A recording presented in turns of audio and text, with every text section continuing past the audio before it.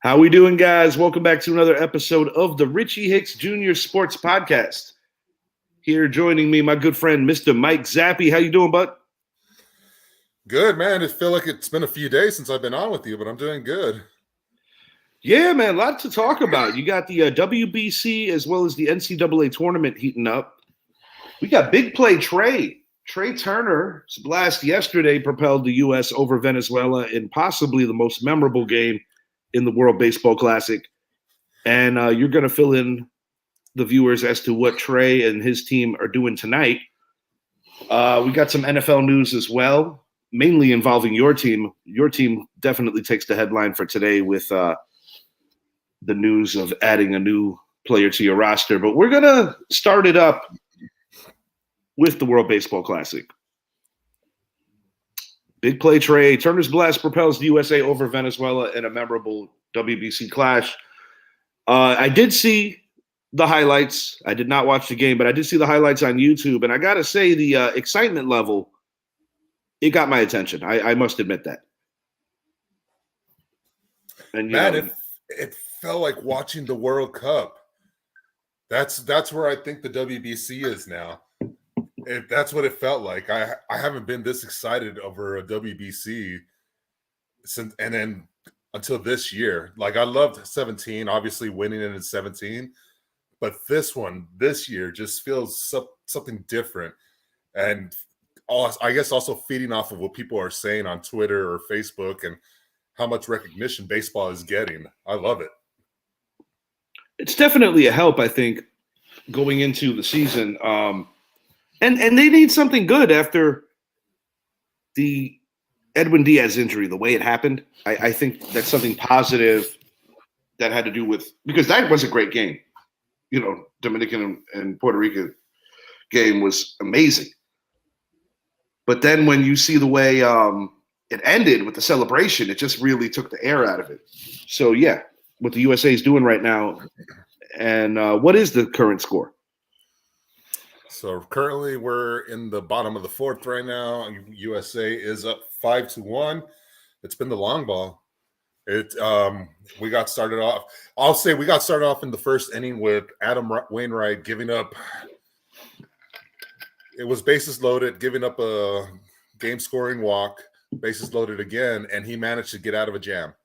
It should have been a lot worse. It looked like Cuba was about to blow up on this game. He got out of it, giving up only the one run, and then Team USA came back on. Mookie Betts got on base first pitch at bat, and then Paul Goldschmidt followed it up with a 2-run jack, and then Trey Turner coming through again with a solo home run. USA looks focused. They look ready to head on and meet against Japan or Mexico.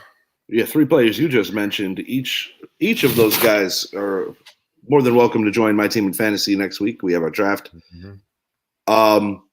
Gotta ask you, man. Kind of wasn't one of our topics, but gotta ask you. If you have the 1 pick, who are you drafting? I don't know, man. I've been going back and forth on this because, as you know, this is my first time doing fantasy. So, of course, I looked at Shohei because I'm thinking you're getting a pitcher and then your hitter. But then I saw that there's 2 Shoheis to draft, one of them being your pitcher and the other one being a utility. So I thought that was interesting. So like Austin Riley feels like one of those picks. Maybe I would consider Aaron Judge very long and hard. Even Rafael Devers I would consider long and hard. But I think out of those, Aaron Judge would probably be the pick. Yeah, I got to think he's my one. And I'm hoping that if I have the 2 pick, nobody picks Aaron Judge. But I have a feeling in our league, Judge is going first. And Trey Turner, Ronald Acuna Jr., definitely not a bad option for that second pick. Oh, yeah, I love Acuna. And, I mean, I think you've seen how much I've been raving of that guy. And he's just one of those. If he's there, if I'm in the right spot, that'll probably be my pick. I love Acuna. I love everything he can do. No, guy's a great ball player, no doubt. And yeah, it's so funny because we were talking off air about, like, you know, closers are pretty important in fantasy baseball, and the best one going in will not be available this year. So that's definitely kind of sucks. Yeah, So, I mean, anytime your team loses a pitcher like that, whether it's your closer or starter, but he's the heartbeat of your team, that could be detrimental to your season right there. So we'll see how the Mets are able to recover, if they're even able to recover from that. yeah, I I don't know, man.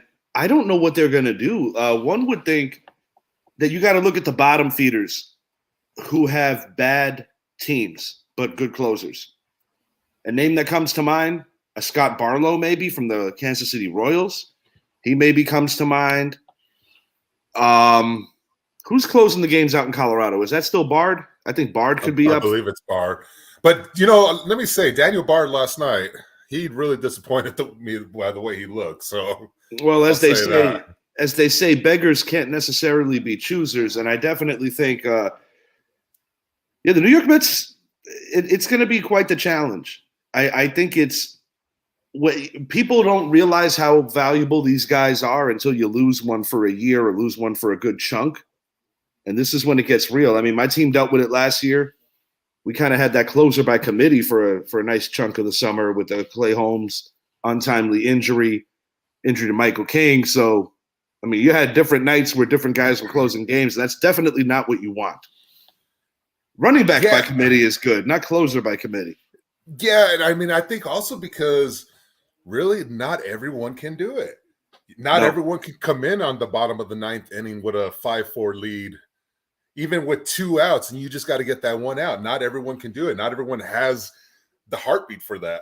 Some people fold under that pressure. And over the years, we've seen players who dominated in that role for years and years falter under the pressure over time. Mm-hmm. When you think about guys that have always been able to man down the closer role during the course of their careers, it's pretty impressive. When you think about guys like the Trevor Hoffmans, the Mariano Riveras, the Lee Smiths, these kind of characters. I mean, hell, man, even a Joe Nathan, John Franco. I liked John Rocker, honestly. Well, I'm not going to tell you I liked him, but I will say, looking back at it, it is kind of entertaining. Yeah, the entertainment factor. I don't necessarily think 15 and 16-year-old me was a big rocker guy, but I mean, I think what was exciting about that time is that I almost miss a guy, even if he's ignorant, just insulting the entire media, as opposed to somebody who just refuses to talk to them now. I don't know. I mean, he definitely knew how to make the headlines during those rivalries, whether it be with the Mets or with facing the Yankees in multiple Octobers. Zappy is frozen.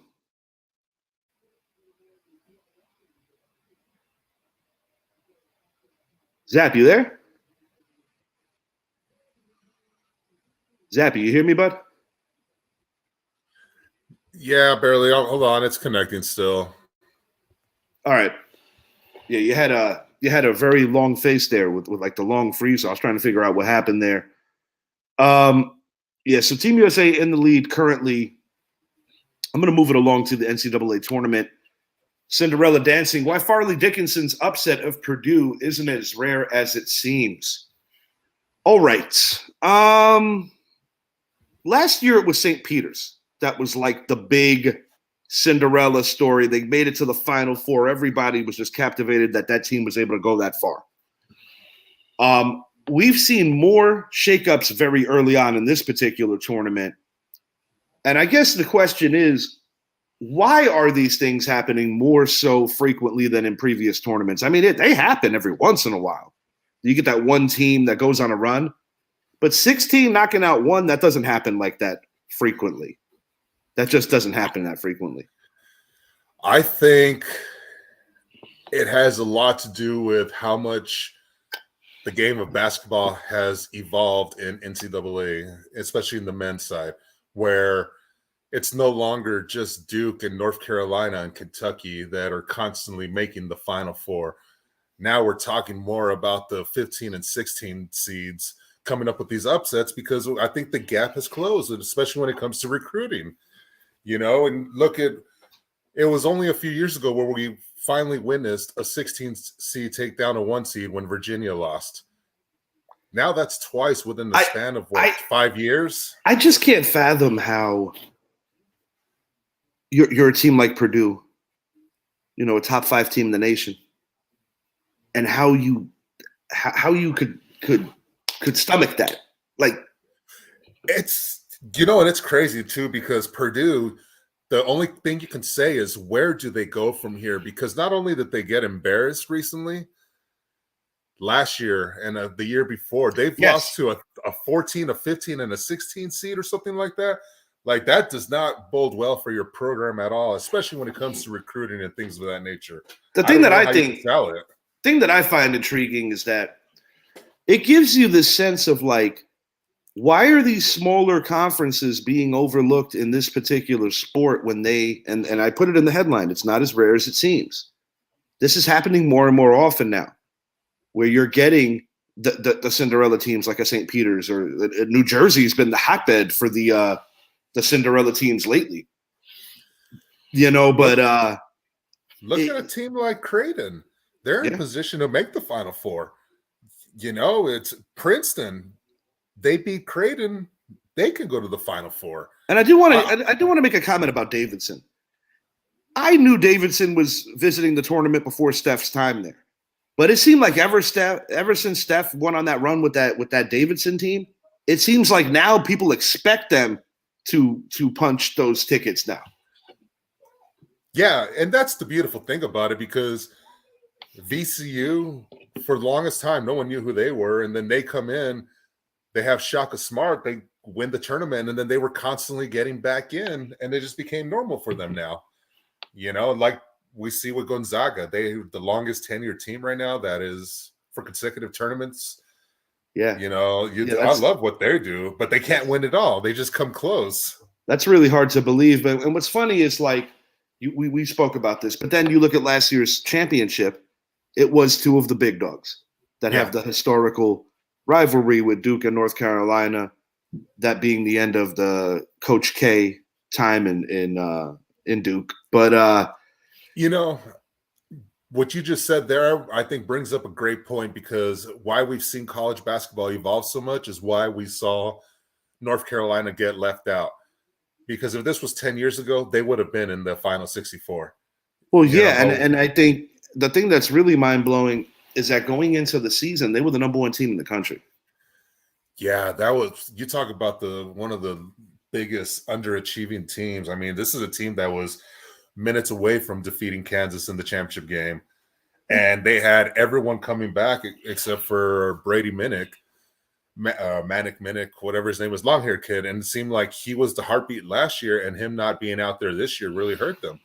But they had everyone else come back, and whenever you have a team come back like that, you expect big things, and they just couldn't from the get-go. I'm waiting for the day when some of these smaller conferences get pushed a little higher in the rankings in terms of how they divvy up 1 through 16 on each region, because I think the message that's being sent is, to your point, yes, indeed, the gap is closing, but maybe, just maybe, there is a voter bias and maybe a complacency with some of these bigger schools. There's a couple of ways to look at it. Some would say, well, they beat the crap out of each other in the ACC tournaments, the multitude of different conferences that just beat the crap out of each other with familiarity. And I don't know necessarily what the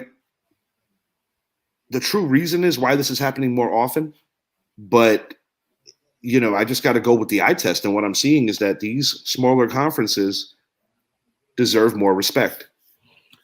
Definitely. And to piggyback off of you, I think of a guy like Larry Brown. I think a lot of it is when you have the right coach, especially in basketball or any sport for that matter, you're going to do good. And that's when I look at a team like Houston. They're a 2-loss team in this tournament, but I credit that team's turnaround to Larry Brown.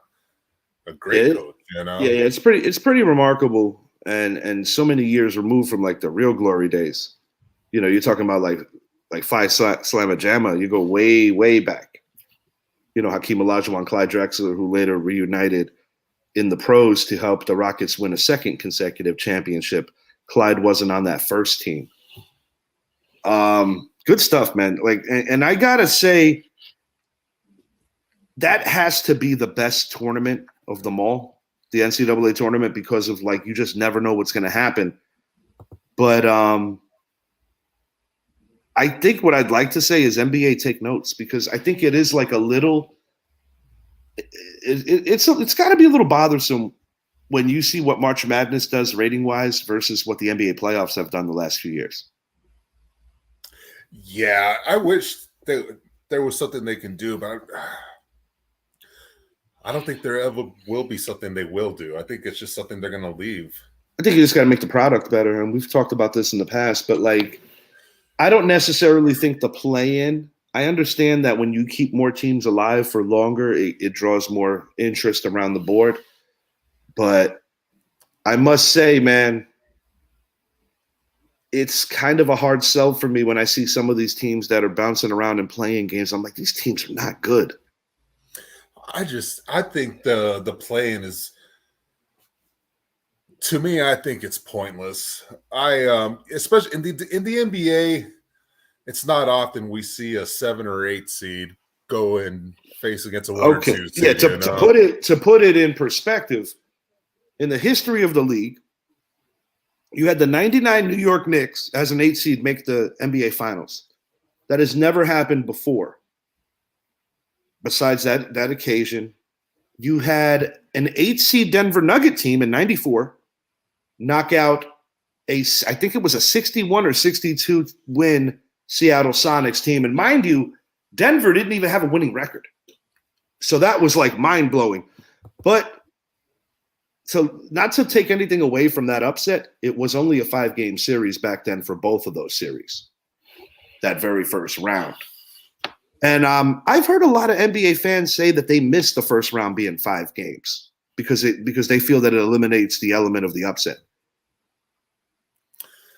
Dude, one of the most recent ones I can think of is the 2006 Warriors, when they went up against the heavily favored Dallas Mavericks and shocked the world. Yeah. Lost in the next round, but they shocked the world. And that's what I'm saying. You named a couple of examples. It just doesn't happen often. And I think this play-in tournament actually hurts it rather than helps it, because you're giving these guys an extra game to play. Yeah. I just miss 1 through 8. I'm like, if you're not one of the 8 best teams in either conference, kick rocks, dude. You don't belong in the tournament. Yeah, and if you have a 4-way tie for those last 8, or that can be quite 7 through 10. I mean, tedious and annoying. It can be, and it is 40 and 42 5 ways, 4 ways, any different? No, that's just because they played 40 teams that everyone should have beat across baseball. I know that some people are not pleased. When you look at the NFL tournament, the way they're doing that now, where you eliminated the number 2 team in each conference of having a bye week. I know that didn't sit well with a lot of people. The 7 seeds have not had any success yet. It was Philly last year in the infancy of that 7 seed, and this year in the NFC, it was Seattle. Yeah. AFC, I would have to think about for a moment. I don't have it off the top of my brain. Baltimore. Wasn't it Baltimore? Or New England? It was Miami. Miami, I'm sorry. Miami. It was Miami, and the year before was Pittsburgh. Thank you. And that took a miracle in itself for that to happen. It required the Jaguars to win football game that year. No, it was Pittsburgh. It was Pittsburgh. Okay. Sure was. That's right. That's right. The Jaguars. That's right. Remember? Yeah, they needed all these crazy scenarios to work out, which actually did. And then you go back to the first of 2 years in a row where the Chargers season ended with just horrific in-game situational coaching. Yeah, it happened in the Jaguar game. It happened in the Raider game the year before that. And speaking of football, we might as well move it along now. We're going to talk about your Dallas Cowboys acquiring a guy that you wanted for a while. We talked about this on air a few times. Trade for Brandon Cooks in exchange for a 5th-round pick. What is funny and interesting and ironic about this is that is essentially a few years back what Dallas gave Amari Cooper away for.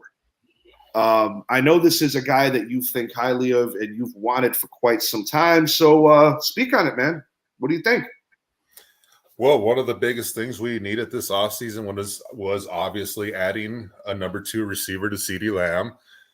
And one of the biggest things that's been hurting this offense was once we lost the likes of Amari Cooper and having someone that can separate and spread the field. And now you bring in a guy who has been known to be a number 1 for various teams who can stretch the field. And I mean, he's still young, only 29 years old. That's what people don't realize about the guy is he's only 29. And when you talk about DeAndre OBJ, they're older. I will say I applaud Jerry because when those reviews came out that Jerry wanted a bargain trade to trade away a 5th round pick, I just thought to myself, there's no way someone is going to do what you did by giving up Amari Cooper for a 5th. And lo and behold, today when I finally saw the news, I was impressed. I thought to myself, I cannot doubt Jerry because this season, first of all, has Jerry written all over it. Stephon Gilmore we've acquired 2 players and they haven't been through free agency. The thing I like about that Gilmore move, and I think you're the one who mentioned it on a previous show, is that he's not going to be drawing number 1 coverages because you've got Diggs on the other side of you, which is definitely a help. You know, we saw it this year with James Bradbury, Darius Slay, but oddly enough, Bradbury outperformed Darius Slay. And you know what? You know, both come and back. The guy I told you about where I had talked to him about his show or helped him out, you know, he would, when the Eagles acquired Bradbury last year, he was going on a podcast saying how it was a stupid pickup, this and that. I'm like, dude, are you serious? Like, this is a guy that he's covering number 2 receivers. He's going to have a great season. And you track him back even to his Carolina days, and you look at what he did against some of the best receivers in the league. Mm-hmm. Bradbury is still very good. Don't let don't let the holding penalty that got called and the holding penalty that didn't get called sway you on how good that guy is. As a Giants fan, I can speak that was a painful loss for us. My thoughts on Brandon Cooks, I got to say this. This is a guy, I think what I'm most impressed with his game is that he never has the same quarterback for very long, but because he's played on a lot of teams, but he always puts up comparable stats to the big dogs that are playing in more functional offenses or just playing with more familiarity with guys they play with longer. And I think that speaks a lot on the player. Oh, yeah, man. And, you know, the one thing I will say about this trade, obviously I love it. I love what the player brings to the team. I think he's going to help out Dak a lot. But I think this also gives Dallas leverage now whenever we're talking about OBJ or DeAndre Hopkins. Well, it's definitely a sell point when you have what you have right now on offense. I mean, you know, right now it's a Zeke departure. That might change. Zeke might be back on a reduced salary. That'll reveal itself, I would think, sooner than later, because the thing is, I think when you're going to find out Zeke's future is going to be after the draft, because you're going to see how many slots are honestly open, because you got new blood coming into the league every year at that position. You know, so I know that a lot of Dallas fans that I've interacted with on a NFC East Trash Talk page have been kind of frustrated and feeling that there's no loyalty. And, you know, one of your favorites, Emmitt Smith, NFL icon, spoke to it saying, get your money. There is no loyalty in this business. And I do understand the logic behind a franchise tag of a Saquon or a release of a Zeke. But I must admit, man, I definitely respect Emmitt Smith for, at the end of the day, this many years being removed from the league, still being a football player first. I love that about him. Yeah, I do too, man. And, you know, it still hurts. It was definitely something that I thought to myself was probably going to happen. It makes sense from a financial aspect, you know, I know a lot of people are going to say the 12 touchdowns, and a lot of people are going to say about the things that other running backs can do, because there's not many running backs that can, but just the financial standpoint did not make sense to No, I keep a tend guy to like agree with the that, business side of it. I think that he might be pushed right back to Dallas when he sees what his market is. And I don't necessarily view him as an ultra prideful guy that's going to be like, screw this, you guys got rid of me. I don't see it that way. But like I said, that'll be revealed. And And it's the blocking and the leadership. Those are the two biggest things. The biggest part of his game that stands out to me at this age of his career, the blocking. He's great at picking up blitzers. He's great at just always making an impact on every play. Because, these are not things that everybody looks at. These are not things that everybody speaks on, but these are things that he does out there. And the leadership goes without saying.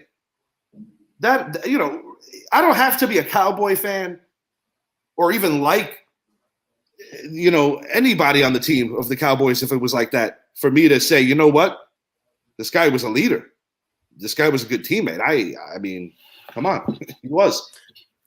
yeah, no, it's his locker room presence alone. The people respected him. While the media will have made him out to be this guy, when it comes down to it, in the locker room, he was about that team, he loved that team. And those are things you can't replace whatsoever. Well, like anything else, man, the media picks and chooses with athletes a lot of times who they want to push one way and who they want to push another. And with maturity, you just got to roll with the punches, because you take guys like a T.O., maybe even more recently, OBJ, always a controversial figure. But, T.O., as he got older, as he gets older, as he ages, and as people remember his career, I think people remember him a lot more fondly than they did when he first left. And I do think it's kind of comical how a guy, and I've said this before, how a guy like a Skip Bayless tried to tear down his character. But bringing it back full circle, one of the best qualities of a Brandon Cooks is that he's the anti-wide receiver. And what do I mean by that? Dude's not a diva. And that's why people don't really know who he is. This is There's definitely a mentality and kind of like selling the product, so to speak, when you're a wide receiver. I saw this on Dark Side of Football when, they spoke to Chad Johnson. They spoke to quite a few memorable wide receivers. And while Chad had his upswing, when I really look at all of it, I'm like, dude, we remember you more for the antics. T.O., he's like a mixed bag, but at the end of the day, look at the card. Look at the player card. He's top 3 in production, bottom line. But good pickup. I think this is Dallas's way of telling their fan base, hey, man, we made a mistake when we traded Amari Cooper. This is our way to make it right. And it was proven. How do you know that you make a mistake when you let a player go? You look at the results after they leave. I mean, hell, man, we traded OBJ. There's people in this fan base that'll never forgive Dave Gettleman for doing that. And sometimes I'm like, does anyone remember that Dexter Lawrence was part of that deal? Does anybody understand this? What's the one thing that keeps sitting in the back of my head that makes this pick a lot more comfortable for Dallas Cowboys with Brandon Cooks is I think DeAndre Hopkins may very well be an A.J. Brown situation, and he's going to get traded on draft night. So you look at a Dallas now that they are putting themselves in position going into this year's draft where if Bijan and all receivers and cornerbacks are off the board and there's nothing that makes sense, they can then turn around and say, all right, we'll give you our number 1 for DeAndre and give us in return their number 2 because they're going to be picking 36 or 7. So it's like a trade back in a way. But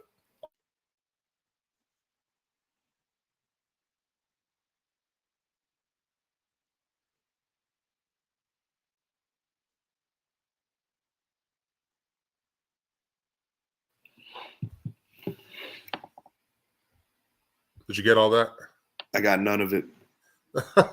I was saying that I think DeAndre is going to be a draft night trade, and like an AJ Brown was. And I think that when Dallas comes up to pick, if the players they're looking at are not there, they're going to simply call Arizona and say, hey, we'll give you our 26 for DeAndre, but in return, give us obviously DeAndre, and then probably that second round pick and high 30s. So, it works out in both ways because there's players I like in this draft, but if you can trade back and if they trade back and still have a top pick like that, they do it. But I think DeAndre Hopkins will be a draft day trade.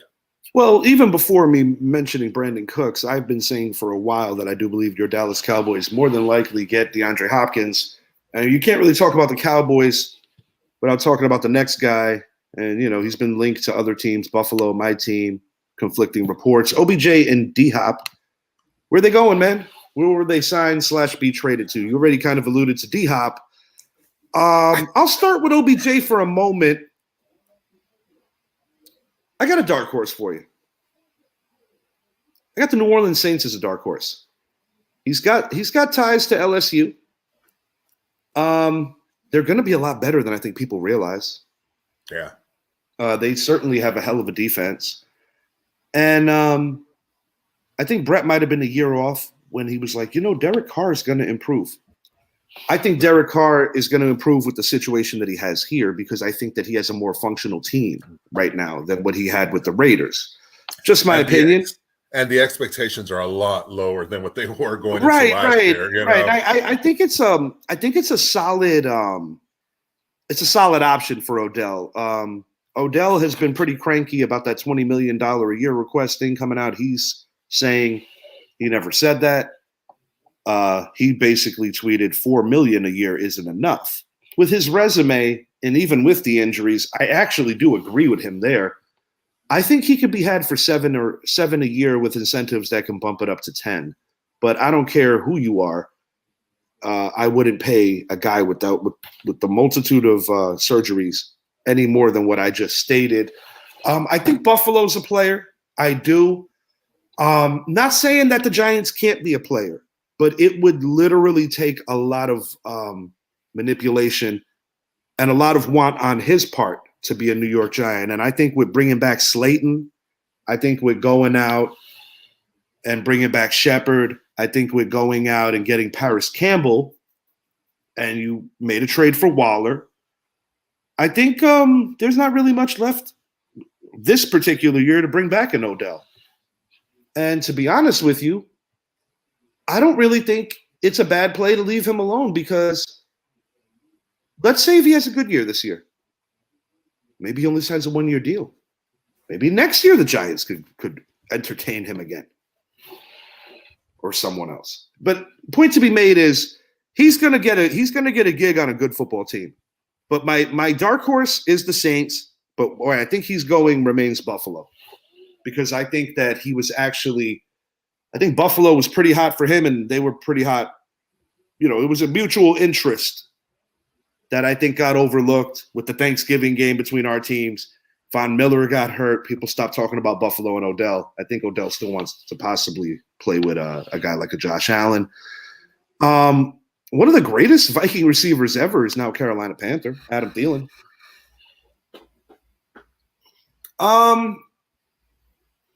I still don't know what they're doing at quarterback.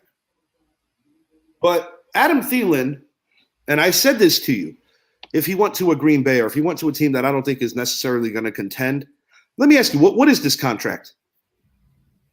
I believe it was a 1-year deal. Let me pull it up. I'm going to do the same on my side. And I've got one final thought after we're done speaking on the football side of things that I know is going to fire you up. Uh-oh. I'll do it. But, he's on the wrong side of 30, but I will say this. Adam Thielen can still help a team. 3-year, $25 million. $10 million in the first year. He did pretty good if you ask me. So, well, there you go. This is a way to talk about it. We're talking about OBJ, and I guess now we're looking at the contracts we can compare them to because the big contract this year has been the $11 million per. We saw Lazard sign 4 for 44. We saw a couple receivers sign 3 for 33. And now we see a guy like Adam Thielen, who I think you can mirror OBJ's contract for, a 3 for 25. So we're talking about an 8.3 a year. That's not bad. I think that is right there in the market for an OBJ. And to your point, I'm paying Thielen that over OBJ because Thielen at least he's not coming off of multiple ACL tears to the same knee. Right. And he's still a very smart receiver in today's game.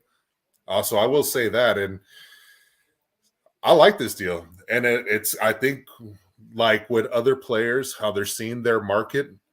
With Lamar, I think he's seen that a lot of teams are not willing to talk to him. Good point. OBJ is seeing the same thing right now with who gave him that $4 million offer. Thielen got 8.3. You got to meet me around there. So that's what I want to know. And is it Dallas, is it New York, or is it – I think the Chiefs make a lot of sense.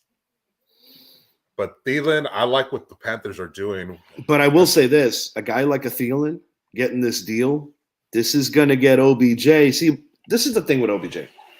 I don't know if it's his team of agents. I don't know if it's him. But I think they all went into this situation not truly understanding that the market isn't on his side. And I think for the first time in OBJ's career, he's realizing that some of that squandered money from that original Giants contract is now starting to annoy him, because I think he's coming to the realization that he's never going to see anything even remotely close to that again. Well, in order to see that, you got to be on the field. Yeah. And, I would be – it would be cool to see him again, because I certainly don't like the way it ended. But at the same time, this is a business of what have you done for me lately and what can you do for me tomorrow? And OBJ is a huge question mark no matter where he goes, whether it's your team, my team, anybody else's team. It's a friggin' risk. I just hope this doesn't turn into a I'm trying to think of a good example, but he's still too talented to sit here and get petty and not play. Well, no, he's definitely going to play, but this is the thing. Like when we talk about the Thielen situation, where Adam Thielen, while having a very good career, when you started your sentence and told me he's getting 10 this year, I was like, damn, he's getting 10? No offense, but he's not the player he was 4 years ago. But I will say this, the Minnesota Vikings are going to miss him, because players like that are team-centric and always do the best thing for their team are hard to find. Because one thing about that position, it does require a certain bit of selfishness. And I'm not knocking anybody, but you know exactly what I'm getting at. Oh, man, when I think of receivers today compared to receivers we grew up watching, when I look at Adam Thielen, I think of an Ed McCaffrey. I think he's very similar, and I think his locker room presence alone is something you cannot replace. But talking about the Vikings, we're just seeing this team say to all the players that they've had for many years, thank you, it's time to move on. It's a lot different, man. It's a lot different than some of the football that we grew up on. When I think about like supporting guys, that their impact was probably a lot more than just what you would see on the trading card. There's plenty of guys I could think of. I mean, hell, I even go back to 1990. I think about a guy like a Stephen Baker. Mm-hmm. A lot of players. In your case, maybe like even for a short while, even a Miles Austin or an Alvin Harper. But, we're not talking about like legitimate bona fide number ones that are getting 1,000-yard seasons every year. I'm talking about those other guys that do a lot. One of your passengers recently, Mr. Hines Ward. Now, obviously, what I like about Hines is that I feel that he played the game as a guy that was trying to make a team every time he played. I think that's what I liked about Hines Ward. That guy was not afraid to block you downfield. He was not afraid to get dirty. He did whatever he had to do to win a game. Yeah, he's the kind of guy that is going to look at you and say, I don't care how much stronger or faster you are than me. There's one thing is you're not going to outwork me. No, sir. And, that was his thing. That guy put everything into every play, never took a play off. And he was one of the most honest players to have played the game. And when I say that, a guy that was truthful to his body and to the sport by never trying to affect the integrity of the game whatsoever. If there's one great thing to say about Hines Ward is he respected the game a lot, and very respectable person. No, indeed. Always had a ton of respect for him, no matter what I think about the Pittsburgh Steelers. Now, this has been burning with me. Heard that right. Colin Cowherd makes controversial evaluation of Michael Jordan and his career. Bear with me, bud. I am literally going to quote this man right now. This really got me going, man. And this is a guy that I don't really care for to begin with in Colin Cowherd. I don't know, are ratings down that you have to disparage one of the... Here, I'm going to play it for you. He failed. He tried ownership. He was awful. He tried the Wizards. It bombed. Everybody understand that take out Scottie Pippen and Phil Jackson, this whole Michael Jordan mythology is sort of just that. He's arguably the greatest basketball player of all time. Michael was always a bit of a selfish player. He's a bit of a selfish guy, and he's not great at building community. He's great at building wealth for Michael Jordan. That's fine. It's not a criticism. It's a reality. This sounds like a vendetta. Oh, yeah. Okay. Why do we know Michael Jordan? Well, his shoes probably for newer, younger people, basketball fans, and just people who love the sneakers. Okay. So this man, Colin Cowherd, is saying that if you take away Scottie Pippen and Phil Jackson, it's basically a Michael Jordan mythology of his greatness. I've said this on other shows. I'll say it again. If you want to take a nitpick at Mike, the way you go about it is give us something credible.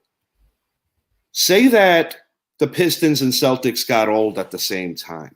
That is actually truthful. Say that Magic didn't have Kareem when they ran into the Bulls. Once again, that's truthful. But when a man has 8 40-point games in between the ages of 38 and 39, 150-point game with the Washington Wizards, that sure is not bombing out at all. When that team was in the top 4 in the Eastern Conference prior to Jordan's injury the first year, and in year 2 played 82 games as a 39-year-old, that is not bombing out. Also, the baseball thing. I mean, what does Terry Francona know? Clearly not more than Colin Cowherd. What would he know about a baseball player?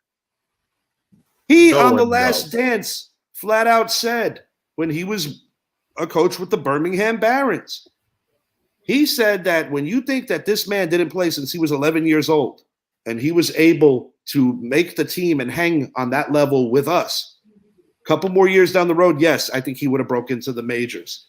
Major League Baseball goes on strike. Mike goes back to the NBA. The rest is history. He gets another three-peat and then has a second retirement. When you want to talk about community, this is my thing, dude. I have opinions of everyone, too. It doesn't mean that I always have to speak on them. Who are you to tell anybody what to do with their money? Community? Was he asleep when Michael Jordan made that donation to the Make-A-Wish Foundation recently? Was he like sleeping through that? Listen, there's a lot of people that have said Michael Jordan's an asshole that have met him on a personal basis. But that's not what we're grading here. We're grading what he did in between the lines. And if you're going to base that on Scottie Pippen and Phil Jackson, you're ignoring that Pippen and Jordan lost to the Pistons together also. I mean, yeah, it takes a little bit of everything. But if I'm a head coach, could I have gotten any luckier than Scottie Pippen, Michael Jordan, than Shaquille O'Neal and Kobe Bryant? Is that not a thing? Yeah, that was going to be the first thing I was going to say is you take away Jordan and Kobe and Shaq and Pippen, you can take away 11 championships. So Colin Cowherd, would Phil Jackson win with those teams without the 4 people we just mentioned? Doug Collins and Del Harris, respectively, fell short. But then I could make another statement on this. Is it all Phil? Or is it that the Utah Jazz started to get old? Because the Utah Jazz ran the West when Kobe and Shaq were just in their infancy as Lakers together. That's another thing. I'll throw another one at you. And I want to make this clear. I'm not dogging on Magic Johnson nor Kareem Abdul-Jabbar. Magic's actually my favorite player of all time. Ewing is a close second. But this is my thing. Are we going to discredit Kareem Abdul-Jabbar that he played with the 2 greatest point guards possibly in NBA history, and Oscar Robertson and Magic Johnson? Are we going to discredit Magic Johnson that he never won a championship without Kareem Abdul-Jabbar? This seems that he has a vendetta because you can't just call out one guy and then just ignore other inarguable facts. It's bullshit. Do better, Colin Cowherd. You're on TV every day. Do better. That's crazy that he would try to take away credit like that from Jordan, the Bulls. Oh, hey, if the Bulls or if North Carolina didn't have Jordan, they would have still won that title with Worthy and Sam Perkins. No, I think Michael Jordan was very instrumental in that 1982 North Carolina team going and winning that championship. I mean, Jordan played a phenomenal title game. He played a great season, and that was him as a freshman, and not many freshman college basketball players do that. I can't believe he said that. I'm like blown away, actually. When I first saw it, I thought it was a joke. So I said, let me make sure that this isn't BS. I was like, wow, he really did say this. It's like, so you're punishing a guy for having a talented teammate? Like, what are you saying here? When they lost to Orlando, he had Pippen. Who did they not have? A power forward. They didn't have Dennis Rodman yet, and Horace Grant was playing for the guys that beat him. Yep. That was the difference. It was 6 titles in 8 years. 6 titles in 8 years.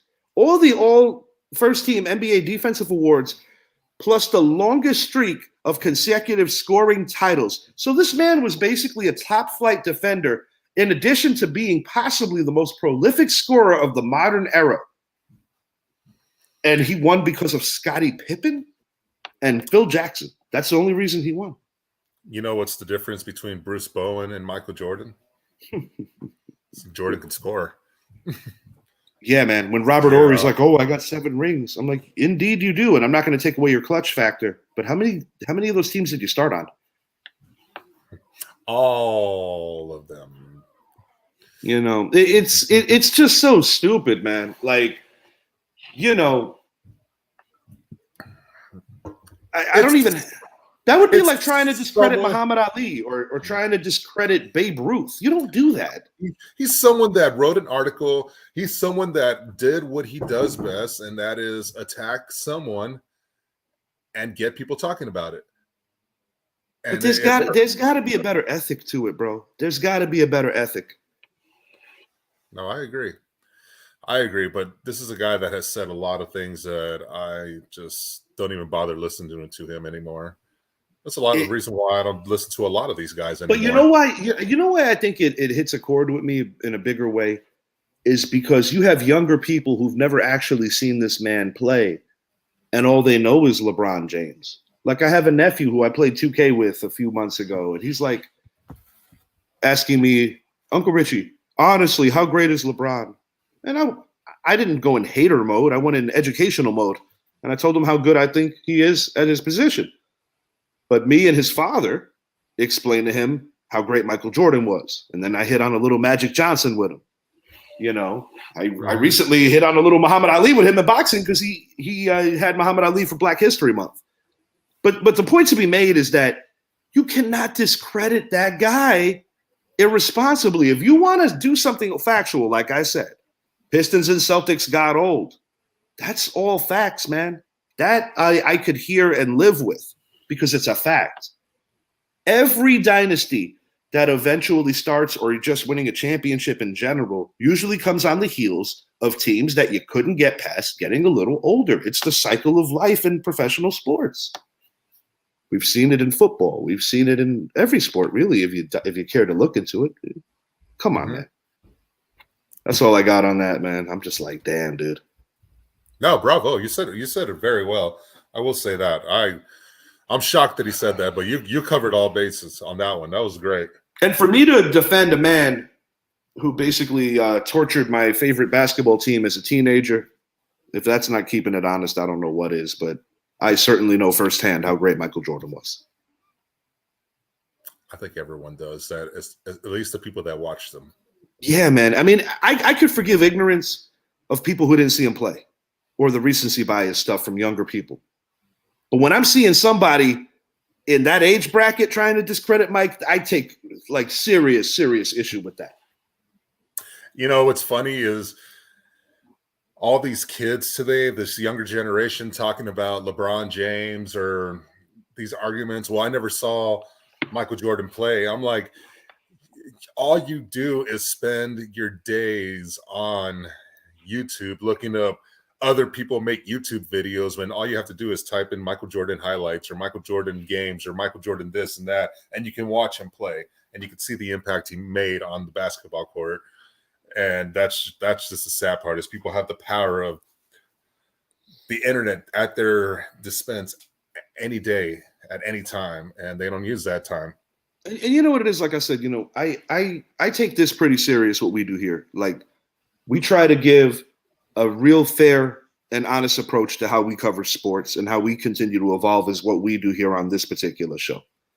So when I see guys that have the privilege of being in front of so many other people just pissing and shitting all over one of the greatest professional athletes to ever do it, I just, it's hard for me to not like just want to come out of my head with that. I'm just like, damn, bro. Yeah. If you haven't already, please make it a point to like and subscribe to the channel, the Richie Hicks Jr. Sports Podcast. You can tell I'm still irritated with this, man. But and I'm not even a Bulls fan, but I'm irritated with this. Yeah, it's crazy, man. It's like not everybody should be on TV, and I'm sure that Colin Cowherd has plenty of. I have plenty of company in this critique of Colin Cowherd. Well, it's crazy, man. When it's not Colin, it's Skip. When it's not Skip, it's Colin. That's usually the two media guys that can really get people going. And it's okay to be controversial to a level. I mean, hell, Muhammad Ali didn't always love everything that Howard Cosell said, but Howard Cosell, you could respect him, though.